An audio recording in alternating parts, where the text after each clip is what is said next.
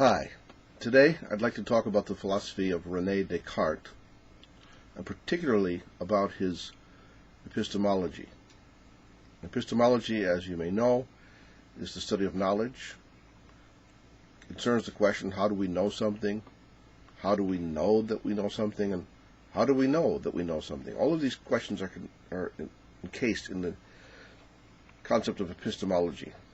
And throughout history, there have been people who disagreed. All the way back to Plato and Aristotle, they had differences of opinion about how we knew things.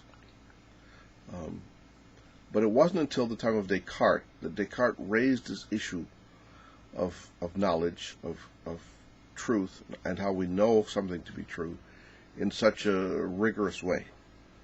For that reason, many people perceive Descartes or think of Descartes as the father of modern philosophy.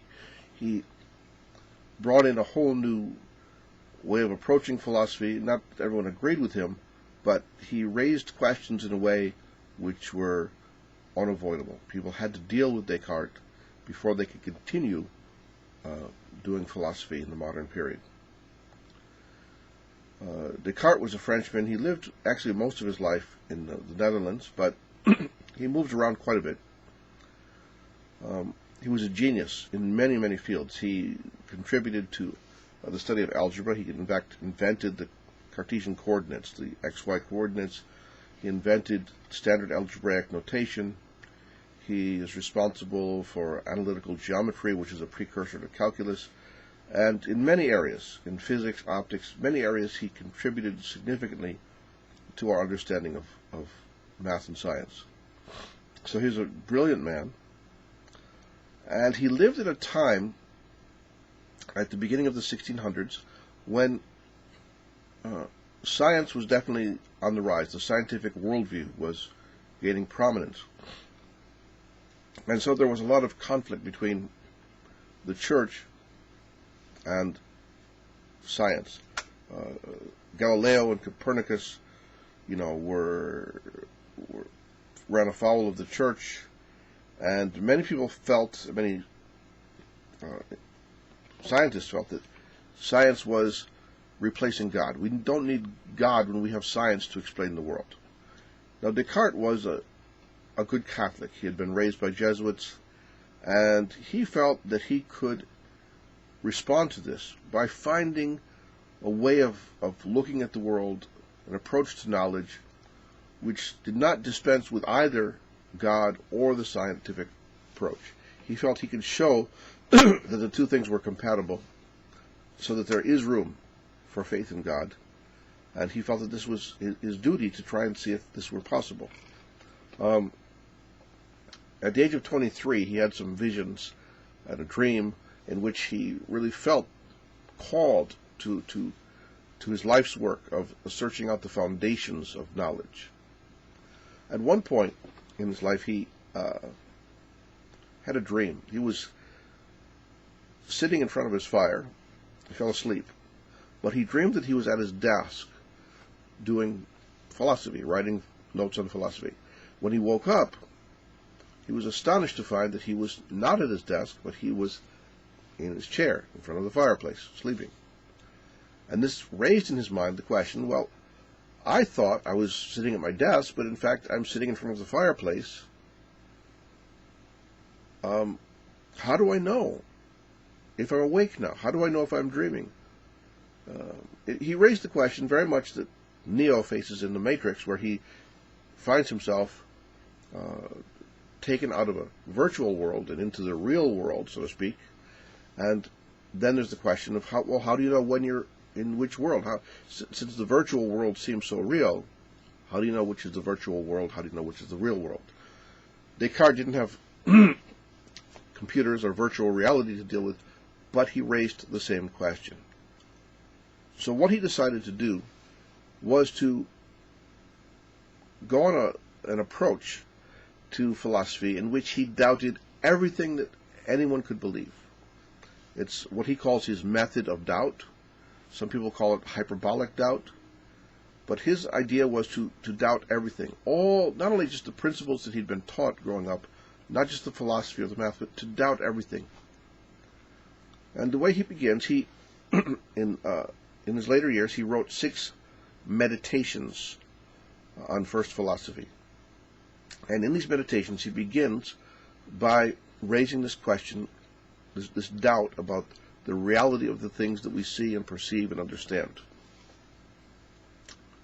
So he said, suppose, for example, that instead of perceiving the world as we really think we do, suppose that our minds are controlled by some sort of evil demon, not by a good God, a gracious God, but by an evil demon who has placed in our minds all sorts of wrong ideas, all sorts of wrong perceptions, so that when we think we're alive and breathing and running around or playing or working, that perhaps we're sleeping or doing something completely different. How do we know that our perception of reality is true? And he says, for example, sometimes when you are walking down a dark street, you see a stick on the ground and you think it's a snake or something. We know that our senses can sometimes be deceived. We see something, but it's not really there. And so he said, how do we know that this doesn't happen all the time? How do we know when we can trust our senses and when we can't? So he begins by saying that we can't trust our senses. So there has to be some other basis. If our senses are sometimes wrong, maybe they're wrong much of the time, and we just don't know when. Also, our perception of reality, how do we know that it's what we think is true? How do we know that the way we put stuff together is true? One thing he asserts is that we know that our understanding of the world around us is not simply based upon sensory perception, because it requires reason to put together, to lace together all the various perceptions we have. An example of this that he gives is a ball of wax. If you take a ball of wax, that's hard, you can knock it on the table, it makes a sound. You can smell it, has a certain odor, it has a certain feeling, you might even taste it, has a certain, it has many different aspects to it that our senses perceive. And we say, oh, what is this? This is a ball of wax. All right, but suppose we put that ball of wax near the fire, and it melts. Well, now it's a puddle of liquid or a puddle of goo. It no longer is hard. You can't knock on it. You can't bounce it or anything. And on top of that, the color, the shape, the odor, everything has changed. And yet we know it's still wax. So Descartes points out that this is due to reason. In other words, the things that we know to be true about anything, even in our daily life, even without this hyperbolic doubt, the things we know to be true are true because of our reason. We need to use reason to understand the world around us. This approach to life based upon reason is what makes Descartes a rationalist. Rationalism is the philosophy which says that reason is the foundation of knowledge, and so anything that we want to ascertain to be true about the nature of reality has to depend upon reason, fundamentally upon our reason. But Descartes says, if there's an evil demon controlling us, controlling the world, even our reason could be clouded at times and we wouldn't know what is real. So he really goes beyond just general kinds of doubts about, the ordinary sorts of things we might doubt, to this kind of extreme doubt about everything, and says, well, if there's a demon controlling us, maybe everything that we think, everything we experience, everything that we think to be true is false. He even goes so far as to say, maybe my own existence is false. Maybe I don't exist. But then he stops and says, well, wait a minute. If I don't exist, how is it that I'm doubting my existence? In other words, I'm here, there's an I within me which is doubting that I exist. I'm thinking, in other words, about my own existence. And since I'm thinking about it, therefore I must exist. This is what led him to write down this famous Latin saying, Cogito, ergo sum, which means, I think, therefore I am. Or more specifically, what he was intending to mean by this, I am thinking, therefore I must be existing. Cogito ergo sum. So basically, through the first meditation that Descartes wrote out, he has put forth a very, very rigorous argument explaining why we might have to doubt everything around us. And after delving into this sea of doubt which he's created, he has finally found one little island in this whole sea, this one very stable island, one specific fact which he knows to be true, and that fact is that he exists. So, Descartes goes on from there to say, well, now that I've got my island, I'm still surrounded by doubt about what I think to be true, what I believe to be true. How do I get off this little island? How do I get to the mainland? How do I get to some sort of solid ground apart from this fact that I exist? So I like to call this Cogito Island. He's on Cogito Island. In other words, I know I exist because I'm thinking, how do I get to deal with the rest of reality? So Descartes makes a unusual sort of association here. He says, well, I know that I exist because I'm thinking about my own existence. Therefore, I must exist. And this concept I'm existing because I'm thinking, for him was a very clear and irrefutable fact. A very clear and irrefutable rational fact. According to his own reason, this was a very clear and distinct, irrefutable fact. And he said, well, this is a very clear and distinct fact, and if I could have other clear and distinct facts, I think I could believe those also. And then he goes on to say, I have a clear and distinct concept of perfection. But I don't think of myself as being perfect, and I don't see things around me in the world which are perfect. And yet I have a very clear concept of perfection. So, where does this concept come from? So Descartes claims that if I have a concept of perfection, but there's no perfection around me, then this concept must come from some source which has the same or better reality than the concept itself. In other words, whatever put this idea of perfection in my mind must itself be perfect and must exist. And so, what can be perfect, what exists and is perfect, that is God. So Descartes said this is an irrefutable piece of logic because it's very clear and distinct. If I have this concept of perfection, and it comes from some source, that source must be perfect, therefore that source must be God. Now, suddenly for Descartes, this solves the problem of epistemology because he says, well, by this chain of logic, which is, in my mind, clear and distinct and irrefutable, God must exist. And if God exists, God, being a God of goodness, would not need to lie to us. If he were not good, he would not be perfect. Therefore, God must be good. He must, want good things for us, his creation. And therefore, what we believe, what we see, the way our mind works, must generally be true.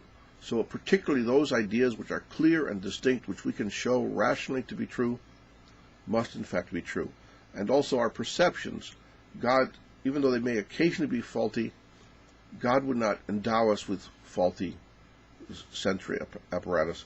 So, therefore, those perceptions must generally be true. And since this is the fact that we are not controlled by a demon, but we are in fact created by a benevolent God, then our perceptions of the world and our reasoning about the world can be trusted. And so from this way, from this point of view, then Descartes, says that we can go on to examine our ideas, and those ideas which are clear and distinct and have this clear and distinct trademark about them can be trusted. And that is how Descartes solves the problem of trusting our senses and trusting our reason when thinking about our experiences in the world. Now, from the point of view of most philosophers, Descartes is truly, a brilliant man, and the first two sections of his meditations where he talks about this extreme doubt and then arriving at his cogito ergo sum, most people will not argue with it. They say it is a brilliant piece of reasoning, and he has really created a whole new realm, a whole new era in philosophy by writing this and by stating this. But most people are not completely convinced by his further attempts to get off Cogito Island by saying, well, I have this clear and distinct idea of perfection that must come from a perfected being, which is God, and that's an irrefutable point of logic. Therefore, I know that God exists. Therefore, I should be able to trust my senses and my reason. So, again, most people don't completely buy that. It's a little bit fuzzy for most philosophers. Some even go on to say that Descartes is creating what they call the Cartesian circle, where he's saying, I know God exists because it's a clear and distinct idea, and since God exists, then all my other clear and distinct ideas must be true also, which seems to be bad logic. I don't personally think that that's what he was saying. I think that he was saying that just as the I think, therefore I exist, is a clear and distinct piece of irrefutable logic, he was also saying that I may be confused about life, but I have this idea of perfection, and this concept must come from a perfect being, ergo God, therefore God must exist. What he was saying is that because of this concept of perfection, God must exist, which is for him clear and distinct, and therefore, since God exists, our other clear and distinct ideas are then trustworthy and believable. So this seems to me to be what Descartes was saying. Descartes certainly changed the history of philosophy through this argument. Since that time, whether people believe in him or not, philosophers have had to deal with Descartes' fundamental premises and his arguments, whether they end up siding with him or against him. Descartes has been a pivotal figure in philosophy, and so all of modern philosophy really stems from that time period and has to deal with the issues raised by René Descartes. For this reason, Descartes is considered really the father of modern philosophy, and he's certainly a brilliant and influential thinker. I hope this helps you in your understanding of Descartes, at least in terms of his epistemology, and I may come back to him another day and talk more about the rest of his philosophy. But for today, that's all. So thank you very much. I hope you enjoyed this video.